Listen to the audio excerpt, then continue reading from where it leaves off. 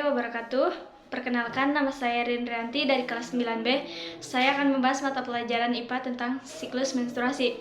Menstruasi merupakan pendarahan yang terjadi akibat luruhnya dinding sebelah dalam rahim atau endometrium. Menstruasi terjadi ketika embrio tidak terbentuk. Pada dasarnya, menstruasi merupakan hal yang wajar dialami oleh seorang wanita. Siklus ini rata-rata terjadi sekitar 28 hari, namun tidak semua wanita mengalami siklus yang sama. Ada yang 21 hari, ada pula yang 30 hari. Siklus menstruasi dikendalikan oleh hormon-hormon reproduksi yang dihasilkan oleh hipotalamus, hipofisis, dan ovarium.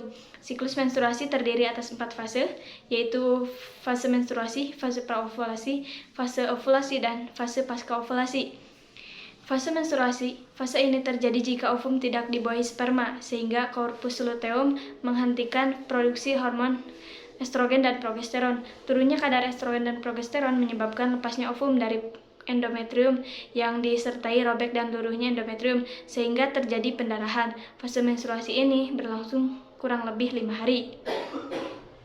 Yang kedua, fase praovulasi. Fase ini disebut juga dengan fase proliferasi. Pada fase ini, hormon pembebas gonadotropin yang dikeluarkan hipotalamus akan memacu hipofise untuk mengeluarkan FSH atau follicle stimulating hormone.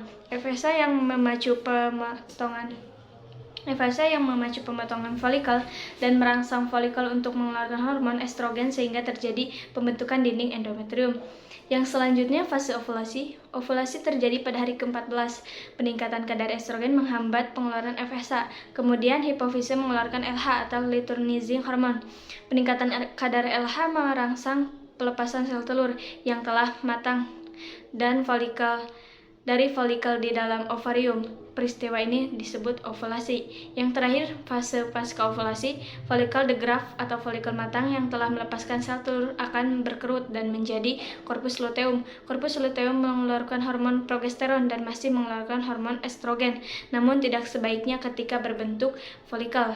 Jika tidak terjadi pembentukan corpus luteum, akan berubah menjadi corpus albikan yang hanya sekedar mengeluarkan hormon sehingga kadar progesteron dan estrogen menjadi rendah.